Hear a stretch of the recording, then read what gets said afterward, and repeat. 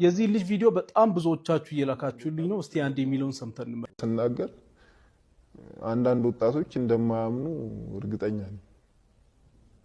ያኔ እዚህ ማህበር ከመግባቴ በፊት እንደዛ አይነት አመለካከት ስለነበረኝ ለመግባት ነው የወሰንኩት። ያኔ ነው ብዙ ሰርቼ ቢዝነሱ ፌል ሲያደርግብኝ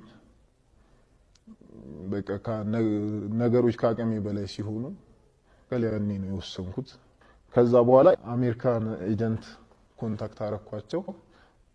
በእንግሊዘኛ አወራቸው። ያው አንዳንድ መቀላቀል ከፈለክ እኮ ኢትዮጵያ ኤጀንት አሉ ብለው ሲነግሩኝ ያው እንደዚህ አረጌ ነበር። ያው እንደተጭበረበርኩ ነገርኳቸው። አይ ትክክለኛዎቹን እንሰጣለን ብለውኝ ወደ ትክክለኞቹ ሲሄድ ፎርም እንልክልሃለን ነበር አይደል?